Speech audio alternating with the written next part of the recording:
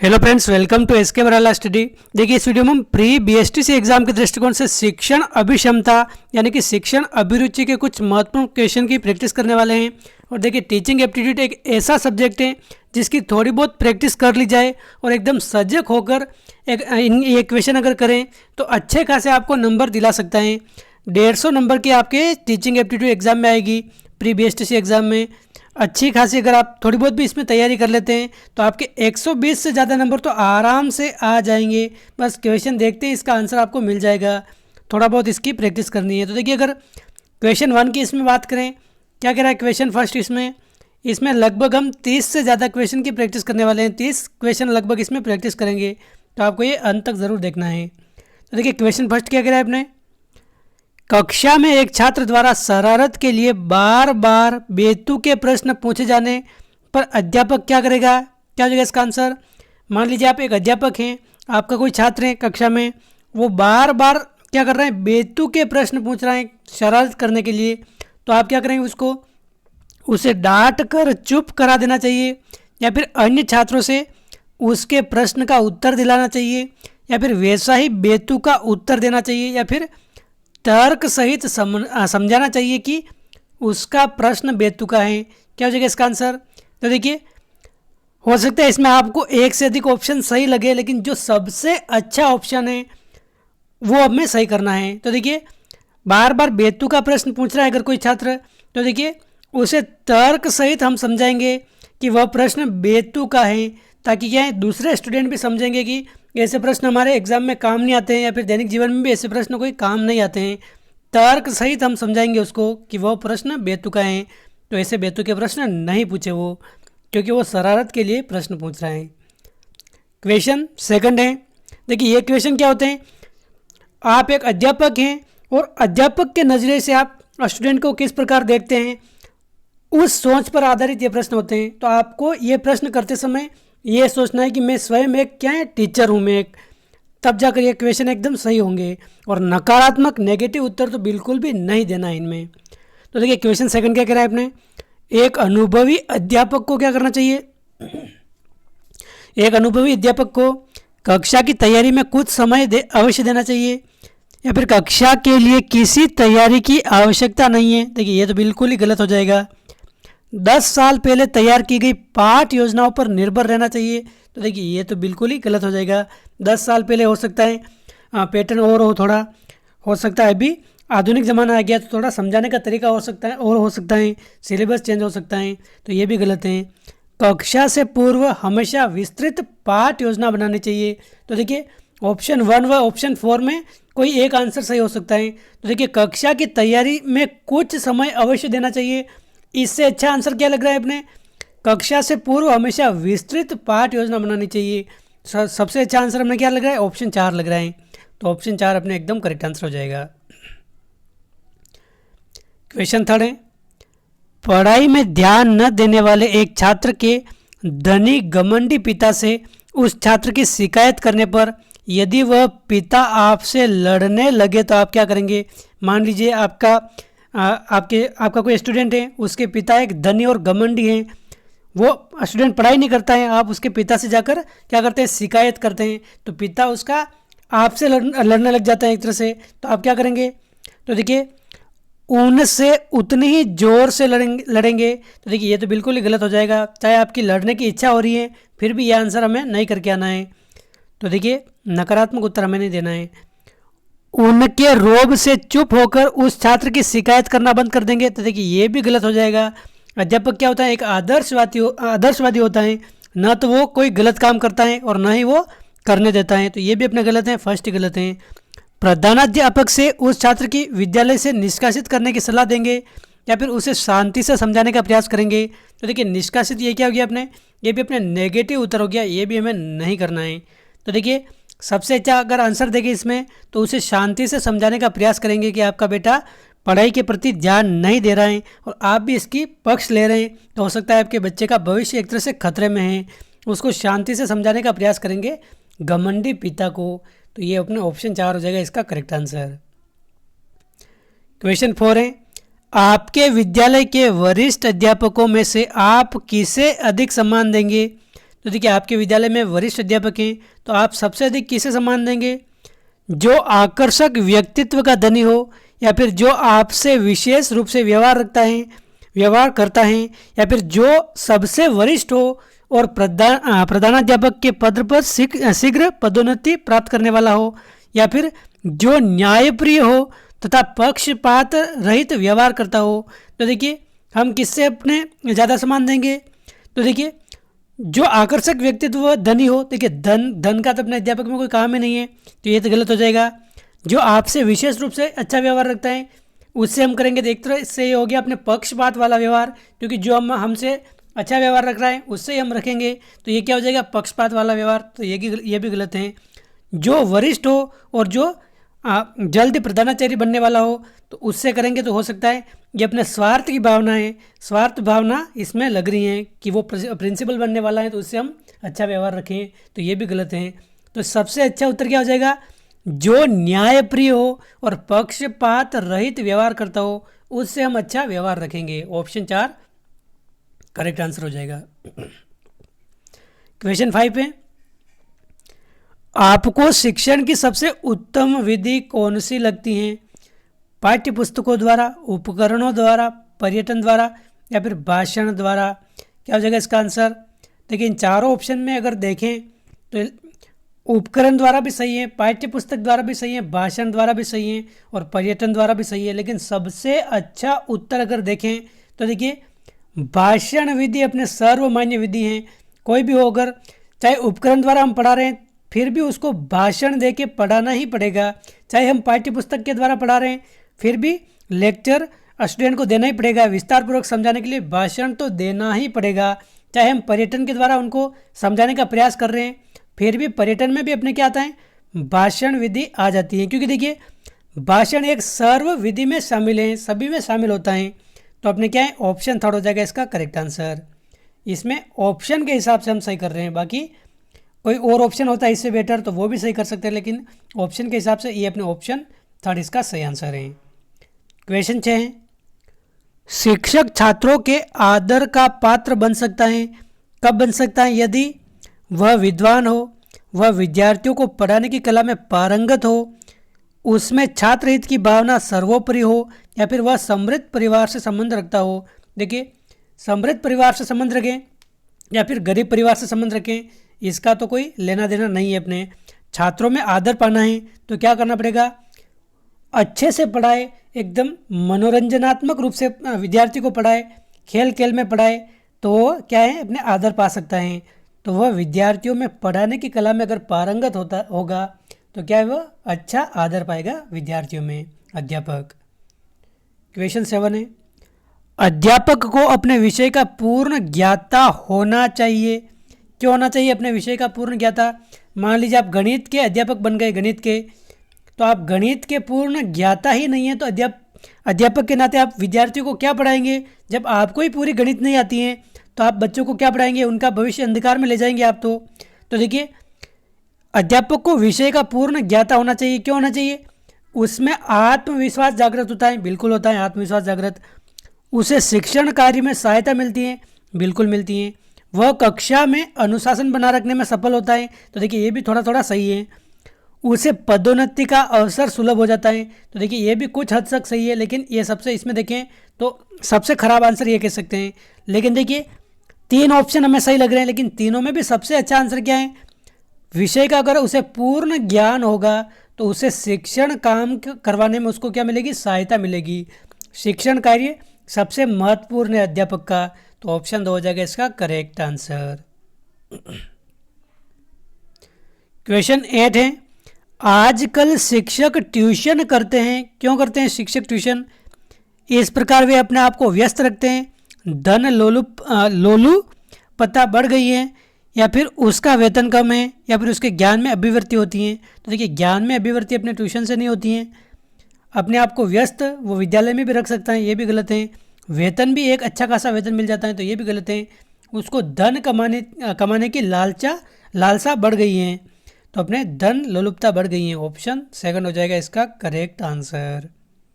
अगला प्रश्न है क्वेश्चन 9, वर्तमान शिक्षा पद्धति की प्रमुख विशेषता क्या है? तो देखिए वर्तमान शिक्षा पद्धति अगर देखें तो शिक्षा को रोजगार से जोड़ना, तकनीकी शिक्षा पर जोर, शिक्षा में व्यावसायिक विषयों का महत्व बताना या फिर बेरोजगारों की संख्या में कमी करना। तो देखिए वर्तमान शिक्षा पद्धति अगर देखें तो शिक्षा में व्यावसायिक विषयों का महत्व बताना, ये सही है।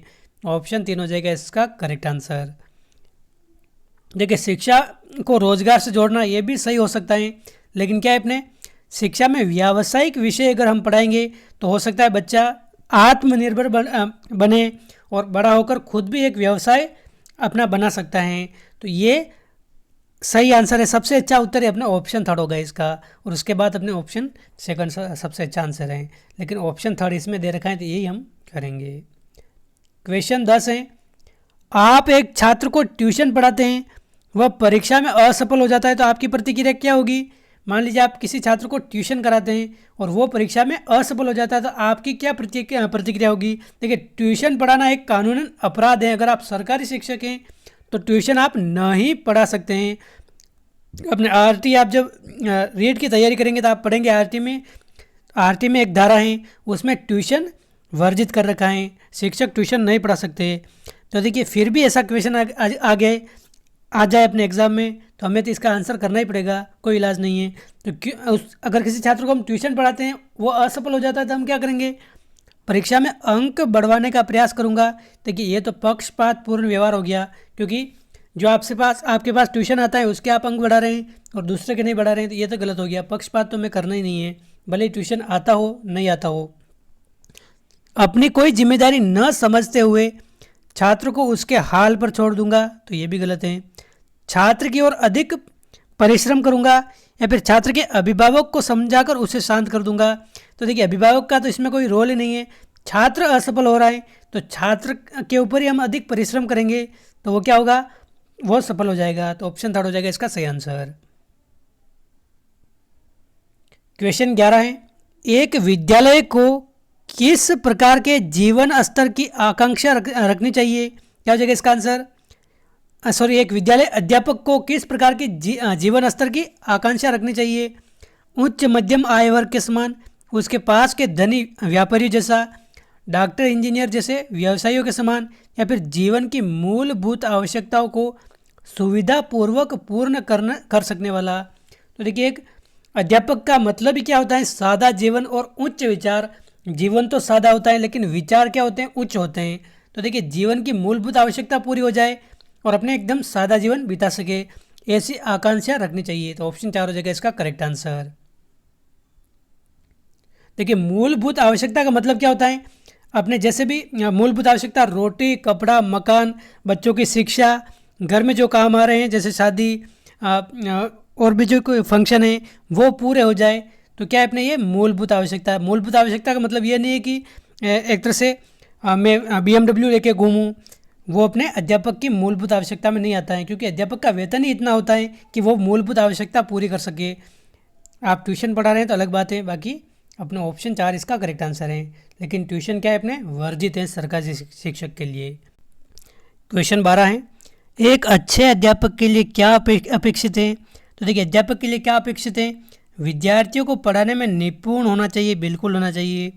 विद्यार्थियों को अनुशासित रखने का कौशल विकसित करना, तो देखिए ये भी होना चाहिए।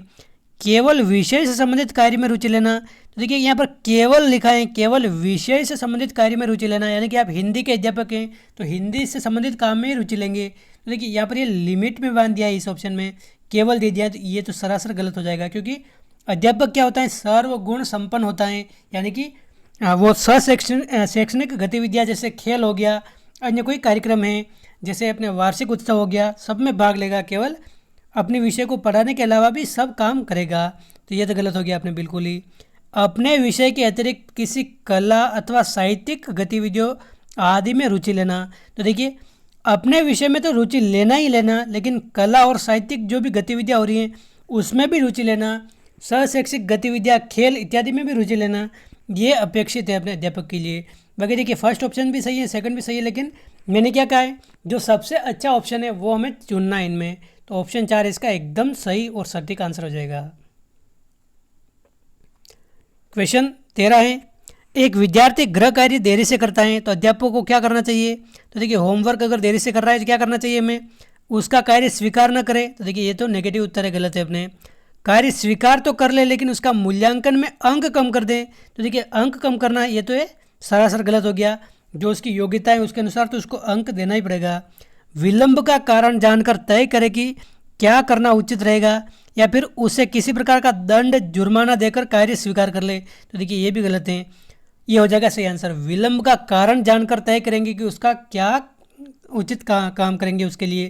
तो ऑप्शन थर्ड हो जाएगा इसका करेक्ट आंसर। ऑप्शन थर्ड इसका सही आंसर है। विलंब का कारण जानकर तय करें कि क्या करना उचित रहेगा। अगला प्रश्न है,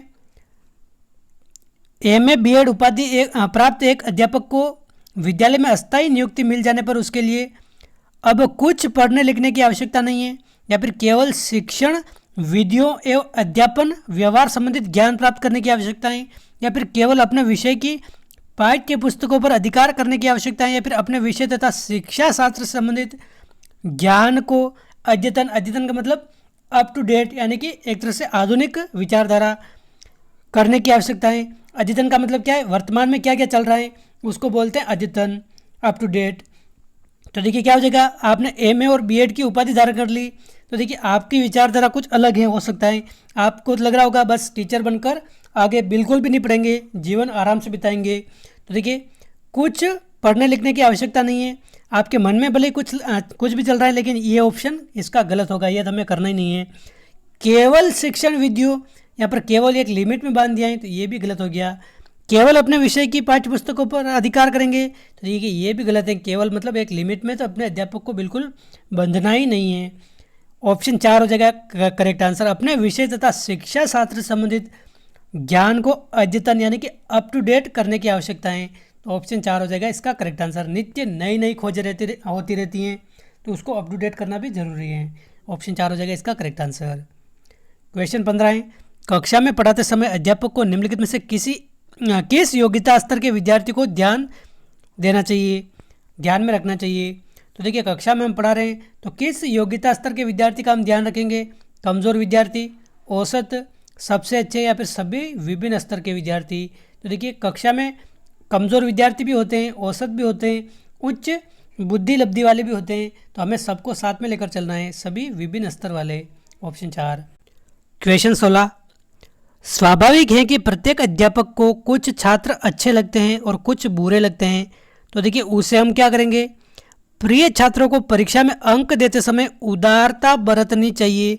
तो देखिए मैंने आपको भी क्या बोला है, पक्षपात तो अपने अध्यापक के मन में बिल्कुल होना ही नहीं चाहिए। चाहे कोई भी विद्यार्थी आपको अच्छा लग रहा है फिर भी उसकी योग्यता के अनुसार ही उसको अंक देंगे, ना कि वो अच्छा लग रहा है तो उसको अच्छे दे देंगे नंबर और जो बुरा लग रहा है आपको उसके नंबर काट देंगे। तो ये तो अपने गलत है, बिल्कुल ये गलत है। अप्रिय छात्रों को परीक्षा में अंक देते समय कठोरता बरतनी, देखिए ये भी गलत हो जाएगा अपने। सभी छात्रों को उसके स्तर उनके उत्तरों के स्तर के अनुसार अंक देने चाहिए। तो देखिए ये बिल्कुल सही हो जाएगा। सभी छात्रों को उनके उत्तर के जो स्तर हैं, जिस प्रकार उसने उत्तर लिखा है, उत्तर दिया है, उसके स्तर के अनुसार अंक देने चाहिए। या फिर देखिए प्रिय छात्रों से अधिक उच्च स्तर की अपेक्षा रखते हुए उन्हें अंक देते समय कठोरता बरतनी चाहिए। तो देखिए ये भी गलत हो जाएगा। स्तर के अनुसार अंक देंगे यानी कि जितनी उनकी योग्यता है उतने उनको अंक देंगे। क्वेश्चन 17 है, यदि एक गणित अध्यापक बार बार प्रयत्न करने पर भी छात्रों को पाठ नहीं समझा पाता है तो क्या करेंगे? क्या हो जाएगा इसका आंसर? छात्रों को मंद बुद्धि मानकर अगला सरल पाठ पढ़ाना शुरू कर देना चाहिए या फिर छात्रों को डांटकर उस पाठ को घर पर पढ़ने समझने का निर्देश देना चाहिए। तो देखिए ये दोनों तो गलत हो गया अपने। छात्र उसकी बात समझ क्यों नहीं रहे हैं यह विचार करके तद अनुसार पुनः प्रयास करना चाहिए। या फिर देखिए ट्यूशन तो ये बिल्कुल ही गलत है। ऑप्शन 3 हो जाएगा इसका करेक्ट आंसर। छात्र उसकी बात क्यों नहीं समझ रहे हैं, हो सकता है आपका पढ़ाने में कोई त्रुटि हो, जिस तरीके से आप पढ़ा रहे हो उस तरीके से उन बच्चों को समझ में नहीं आ रहा हो, तो अपने पढ़ाने के तरीके में चेंज करेंगे, अलग वीडियो से पढ़ाएंगे, खेल खेल में पढ़ाएंगे, अलग गतिविधि के आधार पर हम पढ़ाएंगे तो वो समझ जाएंगे। तो उनको समझ में क्यों नहीं आ रहा है ये विचार करेंगे और पुनः उनको पढ़ाने का प्रयास करेंगे। ऑप्शन 3 करेक्ट आंसर है। क्वेश्चन 18 है, अधिकतर विद्यार्थी उस अध्यापक को सर्वाधिक मान देते हैं जो अपने कक्षा में पढ़ाने में कुशल हो, या फिर अपने विषय का अच्छा ज्ञाता हो, विद्यार्थियों से हंसी मजाक करता हो, या फिर विद्यार्थियों के जीवन के सभी पक्षों में रुचि लेता हो। क्या हो जाएगा इसका आंसर? तो देखिए जो अपने विषय का अच्छा ज्ञाता होगा वो अच्छा सम्मान पाएगा। तो ऑप्शन 2 हो जाएगा इसका करेक्ट आंसर। ऑप्शन 2 इसका एकदम सही आंसर है। क्वेश्चन 19 है, किसी अन्य कक्षा के छात्र को विद्यालय समय में सिनेमाघर में जाते हुए देखकर अध्यापक को क्या करना चाहिए? मान लीजिए आपका कोई विद्यालय का समय है 9 से 4, मान लीजिए आप 9 बजे सुबह से शाम 4 बजे तक आपके विद्यालय का समय है। इस समय में कोई आपका जो विद्यालय का कोई स्टूडेंट है वो सिनेमाघर जा रहा है फिल्म देखने, तो देखिए आप क्या करेंगे, आपकी क्या प्रतिक्रिया होगी? उसे रोक कर विद्यालय वापस भेज देना चाहिए, या फिर उसके कक्षा अध्यापक को सूचना देनी चाहिए, उसकी ओर ध्यान नहीं देना चाहिए? देखिए ये तो गलत ही हो जाएगा, उसकी ओर ध्यान बिल्कुल देना चाहिए, ध्यान नहीं देना ये तो गलत हो जाएगा। उससे अपने लिए भी टिकट मंगा लेना चाहिए कि साथ साथ चलते हैं, चलो आज अच्छी मूवी आई है उसको देख के आते हैं। तो देखिए ये तो बिल्कुल ही गलत हो जाएगा। इसमें क्या करेंगे हम, कक्षा अध्यापक को सूचना देनी ही देनी है, लेकिन क्या करना है हमें, आपका सबसे पहले कर्तव्य क्या है, आप उस विद्यालय के अध्यापक हैं तो उसे रोक कर विद्यालय वापस भेजेंगे, क्योंकि वो क्या है अपने विद्यालय का समय है, विद्यालय उस समय चल रहा है, क्लासेस चल रही हैं, तो सिनेमा घर वो किसी और समय में चला जाएगा, बाकी पढ़ाई के समय क्या है, पढ़ाई करनी है। तो ऑप्शन 1 हो जाएगा इसका करेक्ट आंसर। क्वेश्चन 20 है, कक्षा में जाने से पूर्व अध्यापक जानता है कि उस दिन के पाठ का विषय कठिन है, तो उसे क्या करेंगे? मान लीजिए कोई थोड़ा कठिन पाठ आ गया और आप जानते हैं कि आज जो मैं पढ़ाऊंगा काफ़ी कठिन है, कम बच्चों को समझ में आएगा, तो क्या करेंगे आप? पाठ की सामान्य जानकारी देकर छात्रों को स्वयं पढ़ने के लिए कह देना चाहिए। तो देखिए सामान्य जानकारी दे देंगे और छात्र स्वयं पढ़ेंगे, तो ये तो कहाँ न्याय की बात है। पाठ कठिन है तो छात्र स्वयं पढ़ेंगे तो उनको समझ में नहीं आएगा, तो ये तो अपने पहला कथन गलत हो गया, ये कथन अपने गलत है। छात्रों के प्रश्नों पर ध्यान नहीं देना, तो देखिए ये तो बिल्कुल ही गलत है। पाठ को अपने नोट्स की सहायता से भाषण के रूप में पढ़ा देना चाहिए, तो देखिए नोट्स की सहायता से केवल भाषण ही देंगे तो बच्चों को समझ में नहीं आएगा, तो ये भी अपने गलत हो जाएगा। कठिन बिंदुओं को हम विशेष रूप से स्पष्ट कराएंगे। मान लीजिए आप कोई गणित के अध्यापक हैं और त्रिभुज टॉपिक पढ़ा रहे हैं, त्रिभुज के विभिन्न प्रकार, समबाहु त्रिभुज, विषमबाहु त्रिभुज ये पढ़ा रहे हैं, तो देखिए जो भी अपने कठिन बिंदु हैं कि समबाहु त्रिभुज किसे कहते हैं, सभी की भुजाएं एक समान हैं, ऐसे आप बनाकर भी बता सकते हैं। जो भी कठिन बिंदु हैं जैसे भुजा किसे कहते हैं, कोण किसे कहते हैं, बहुत से स्टूडेंट को तो ये नहीं पता कोण किसे कहते हैं, भुजा किसे कहते हैं, बस रटा रटा है ज्ञान रहता है। तो देखिए जो भी कठिन बिंदु विद्यार्थी के स्तर के अनुसार जो भी लग रहे हैं उनको पहले स्पष्ट करेंगे और फिर पाठ को पढ़ाएंगे, तो क्या हो जाएगा अपने एक अच्छा उनको समझ में आएगा। तो ऑप्शन 4 हो जाएगा इसका करेक्ट आंसर। क्वेश्चन 21 है, आपकी विवाह योग्य बहन के लिए समान आय वाले निम्नलिखित 4 युवकों में से आप किसे चुनेंगे? देखिए ये प्रश्न पहले भी आया है। आपकी बहन विवाह योग्य है तो उसके लिए एक वर चुनना है जो आपकी आय के समान हो, तो आप सबसे पहले किसको चुनेंगे, किसको वरीयता देंगे? फुटकर व्यापारी, राजकीय कार्यालय का लिपिक, प्राथमिक विद्यालय का अध्यापक या फिर पुलिस कांस्टेबल। देखिए ये तो आपकी घर की रुचि के अनुसार है, आपकी जो परिवारजन की रुचि के अनुसार है, लेकिन एक अध्यापक हैं आप, अध्यापक की नज़र से अगर देखें आपको कोई भी ऑप्शन सही लग रहा है, चाहे पटवारी भी आपको सही लग रहा है, कांस्टेबल भी सही लग रहा है, लेकिन अध्यापक के तौर पर आप क्या करेंगे? प्राथमिक विद्यालय का अध्यापक ये उत्तर करके आएंगे। चाहे आपके मन में कुछ और चल रहा है फिर भी आपको आंसर तो यही करना पड़ेगा, तब जाकर आपके पूरे 3 नंबर मिलेंगे इस क्वेश्चन के, बाकी नहीं मिलेंगे। क्वेश्चन 22 है, छात्रों को धूम्रपान न करने की सलाह देने वाले स्वयं धूम्रपान की आदत वाले अध्यापक को क्या करना चाहिए? देखिए छात्रों को धूम्रपान नहीं करने की सलाह दे रहा है अध्यापक कोई और स्वयं धूम्रपान कर रहे हैं, तो उसको क्या करना चाहिए? स्वयं धूम्रपान करना छोड़ दे। तो देखिए ये ही सबसे अच्छा उत्तर हो जाएगा, क्योंकि छात्र को तो हम क्या बोल रहे हैं, धूम्रपान नहीं करना है, और खुद क्या कर रहे हैं, धूम्रपान कर रहे हैं। तो देखिए खुद पहले क्या करेंगे, धूम्रपान करना छोड़ देंगे और फिर अध्यापकों के द्वारा क्या करेंगे, बच्चों को लेक्चर दिए जाएंगे या उससे संबंधित जो भी अपने दोष हैं, उसके जो भी अपने नुकसान हैं वो बताए जाएंगे। तो ऑप्शन फर्स्ट इसका करेक्ट आंसर हो जाएगा। बाकी देखिए स्वयं ने छोड़ पाने का दुख प्रकट करते हुए बताएंगे कि धूम्रपान से उससे क्या हानियाँ हुई हैं। देखिए ये तो गलत हो जाएगा। अध्यापक खुद नहीं छोड़ पा रहा है तो बच्चों से क्या अपेक्षा है, एक तरह से देखा जाए तो। छात्रों को समझाने की छात्रों को समझाए कि बालकों को धूम्रपान नहीं करना चाहिए। वह तो स्वयं वयस्क हैं। देखिए ये भी गलत है और लास्ट वाले भी गलत हैं। ऑप्शन फर्स्ट इसका सही आंसर हो जाएगा। क्वेश्चन 23 है, एक अध्यापक का समाज के मूल्यों के ह्रास के संबंध में क्या दृष्टिकोण होना चाहिए। तो देखिए समाज के मूल्य एक से समाज के मूल्यों का नुकसान हो रहा है तो क्या स्पष्ट दृष्टिकोण होना चाहिए। जब सभी भ्रष्ट हैं तो मैं एक सामान्य अध्यापक क्या कर सकता हूँ। देखिए एक सामान्य अध्यापक बहुत कुछ कर सकता है। अध्यापक एक जागरूक हैं तो भ्रष्ट जो भी हैं उन अधिकारियों की अच्छे से एक तरह से खिंचाई कर सकता है। आजकल तो कई तरीके हैं, जैसे अपने एसीबी के नंबर भी सरकार ने जारी कर रखे हैं, भ्रष्टाचार निरोधक ब्यूरो के 181 पे शिकायत कर सकता है। तो देखिए सामान्य अध्यापक के पास काफ़ी सारा नॉलेज रहता है तो वो सब कुछ कर सकता है। तो देखिए ये तो गलत हो जाएगा। भ्रष्ट हैं तो आप ऐसे चुप नहीं रह सकते एक अध्यापक के तौर पर, तो ये तो अपने गलत हो जाएगा। जब सभी किसी भी प्रकार से धन कमाने में लगे हैं तो मैं क्यों पीछे रहूं। तो देखिए ये भी गलत हो गई। मेरा कर्तव्य है कि मैं अपने विद्यार्थियों के समक्ष एक आदर्श प्रस्तुत करूं, या फिर काला धन जोड़ने वाले अनपढ़ लोग क्या ठाट बाट से रहते हैं। मूल्यों की परवाह करना तो मूर्खता है। तो देखिए ये भी मूर्खता वाला स्टेटमेंट है। तो मेरा कर्तव्य है कि मैं क्या करूं, बच्चों के समक्ष आदर्श प्रस्तुत करूं कि भ्रष्टाचार एक गहरी बीमारी है जो गरीबों को ज़्यादा लूटता है। अमीर तो वैसे भी सहन कर लेते हैं इसको, लेकिन गरीब लोग क्या है इससे और ज़्यादा गरीब होते जा रहे हैं और उनको क्या है अपने सभी सुविधाएं नहीं मिल रही है सरकार की तरफ से जो आ रही हैं वो। तो ऑप्शन थर्ड हो जाएगा इसका करेक्ट आंसर। क्वेश्चन 24 है, विद्यालय का प्राचार्य शिक्षक के पढ़ाने की अभिवृत्ति को ज्ञात कर पाएगा। कब कर पाएगा। विद्यालय का कोई भी प्रिंसिपल है, शिक्षक के पढ़ाने की अभिवृत्ति उसको कब ज्ञात कर पाएगा।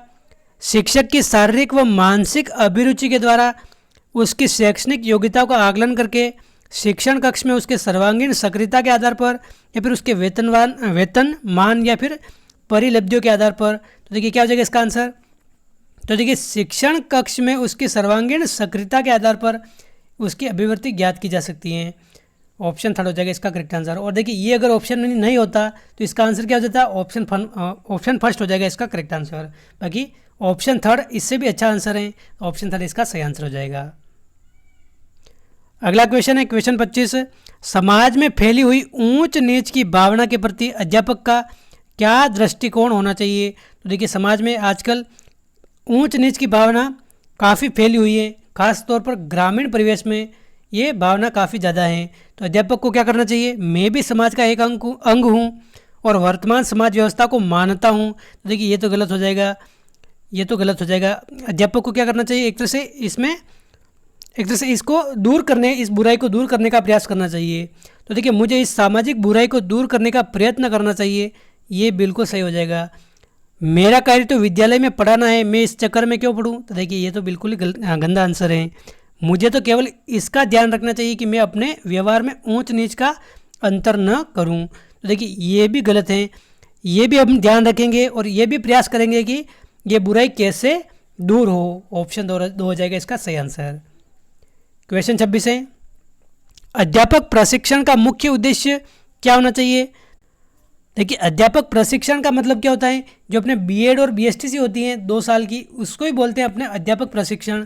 तो देखिए इसका उद्देश्य क्या होना चाहिए, शिक्षा शास्त्र के सिद्धांतों का ज्ञान प्रदत्त करना, अध्यापन व्यवस्था के प्रति रुचि उत्पन्न करना, या फिर बाल मनोविज्ञान के सिद्धांतों की शिक्षा देना, या फिर अध्यापन की अच्छी विधियाँ सिखलाना। तो देखिए एक हिसाब से देखें तो ये चारों ऑप्शन सही हैं, लेकिन सबसे अच्छा आंसर अगर देखें तो अध्यापन की अच्छी विधियाँ सिखलाना। क्योंकि देखिए आपके पास नॉलेज तो काफ़ी सारा है, लेकिन बच्चों को पढ़ाना कैसे है यही सिखाया जाता है अपने बीएड और बीएसटीसी में। बाकी देखिए वहाँ ये नहीं सिखाया जाएगा कि गणित के सिद्धांत क्या होते हैं, गणित में मतलब जैसे पाइथागोरस प्रमेय क्या होती हैं, त्रिभुज क्या होता है, आयत क्या होते हैं। आपकी सब्जेक्ट का ज्ञान उसमें नहीं दिया जाएगा। उस सब्जेक्ट को पढ़ाना कैसे है बच्चों को, वो ज्ञान आपको बीएड और बीएसटीसी में दिया जाएगा। तो अध्यापन की अच्छी विधियाँ सिखलाना यही इसका मुख्य उद्देश्य होता है। एक तरह से ये ट्रेनिंग होती है पढ़ाने की। तो ऑप्शन 4 हो जाएगा इसका सही आंसर। क्वेश्चन 27 है, एक अध्यापक का कर्तव्य है कि वह विद्यार्थियों को दहेज प्रथा जैसी सामाजिक बुराई को दूर करने के लिए प्रेरणा दे। अपने लड़के के विवाह के लिए वो किस प्रकार की लड़की चुनेगा या परिवार चुनेगा, क्या हो जाएगा इसका आंसर? तो उसे उपयुक्त कन्या चुननी चाहिए, भले दहेज मिले या न मिले। देखिए, भले ही दहेज मिले या नहीं मिले, यानी कि मिले तो भी ठीक है, नहीं मिले तो भी ठीक है। देखिए, ये तो गलत हो गया। दहेज का तो बिल्कुल ही विरोध होना चाहिए। एक अध्यापक के नाते दहेज तो बिल्कुल नहीं लेना है। ऐसा परिवार चुने जिसमें दहेज देने की सामर्थ्य न हो। तो देखिए, ये भी गलत है। दहेज देने की सामर्थ्य न हो, ऐसा परिवार चुनना भी ये गलत है। यदि उसे दहेज देने की सामर्थ्य वाला परिवार मिलता है तो संबंध करने में हिचकिचाए नहीं, या फिर उपयुक्त कन्या चुने और दहेज भी नहीं ले। तो देखिए, ये सबसे अच्छा उत्तर हो जाएगा। कन्या उपयुक्त चुने लेकिन दहेज भी उसको स्वीकार नहीं करना चाहिए। ऑप्शन 4 इसका सही आंसर है। क्वेश्चन 28 है, ऐसे विद्यार्थियों के लिए अध्यापक को क्या करना चाहिए जो उसकी दृष्टि में बोर्ड की 10वीं कक्षा की परीक्षा में उत्तीर्ण नहीं हो सकते हैं।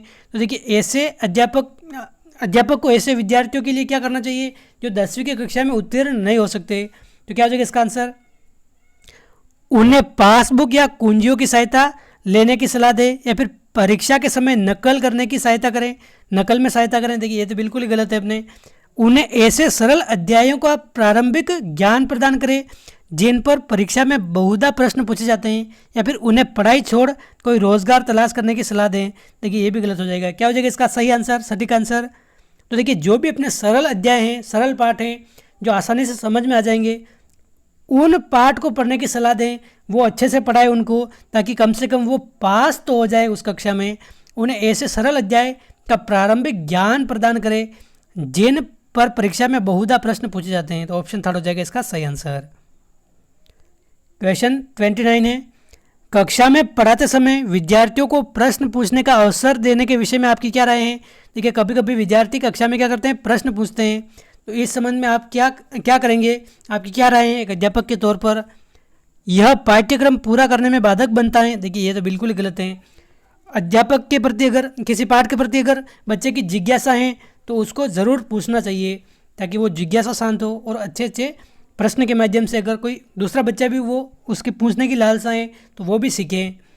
अधिकांश विद्यार्थी सहपाठियों द्वारा प्रश्न पूछने से ऊब जाते हैं। तो देखिए, ये भी गलत है। यह विद्यार्थियों द्वारा विषय वस्तु को समझने में सहायक है, या फिर इससे अधिक समय लगता है। तो देखिए, ये विषय वस्तु समझने में सहायक हैं, यह विद्यार्थियों द्वारा विषय वस्तु को समझने में सहायक है। ऑप्शन 3 इसका सही आंसर हो जाएगा। और देखिए, क्वेश्चन 30 और इस वीडियो का अंतिम प्रश्न है, विद्यालय के वार्षिकोत्सव के कार्यक्रम में एक अध्यापक को कोई भी उत्तरदायित्व नहीं सौंपे जाने पर वह क्या करेगा? मान लीजिए, आपका वार्षिकोत्सव हो रहा है अपने विद्यालय में, और आपको कोई भी जिम्मेदारी नहीं दी गई है। तो मान लीजिए, इस स्थिति में आप क्या करेंगे? स्वयं को उस कार्यक्रम की तैयारी से दूर रखेंगे, या फिर कार्यक्रम की कमियां पता लगाएंगे और उसकी आलोचना कर सकेंगे, या फिर साथी अध्यापकों को सौंपे गए कार्यों में हाथ बटाने के लिए औपचारिक प्रस्ताव प्रस्तुत करेंगे, या फिर कार्यक्रम की तैयारी के दौरान आवश्यकता अनुसार चुपचाप रूप से अपना सहयोग प्रदान करेंगे। तो देखिए, जितना भी आपसे कोई सहयोग हो जाए वो आप करेंगे। कार्यक्रम की तैयारी के दौरान आवश्यकता अनुसार चुपचाप रूप से अपना सहयोग देंगे, जितना भी आपसे हो सके। ऑप्शन 4 हो जाएगा इसका सही आंसर। ये सबसे अच्छा आंसर है। तो दोस्तों, ये थे इस वीडियो के अपने 30 महत्वपूर्ण क्वेश्चन अपने शिक्षण अभिरुचि के। तो देखिए, उम्मीद है आपको वीडियो पसंद आया होगा। वीडियो अच्छा लगा तो आप लाइक ज़रूर करें, और देखिए अपने दोस्तों के साथ भी ज़रूर शेयर करें। और इसी टाइप के क्वेश्चन निश्चित तौर पर आपके एग्ज़ाम में पूछे जाने वाले हैं। चाहे आप एग्ज़ाम देने जाएंगे, उससे में आपको ये बात समझ में आएगी कि बिल्कुल यही प्रश्न आपके एग्ज़ाम में रिपीट हो रहे हैं। जैसे इसी क्लास से आपके एग्ज़ाम में प्रश्न आ रहे हैं, बिल्कुल ऐसे ही क्वेश्चन पूछे जाते हैं।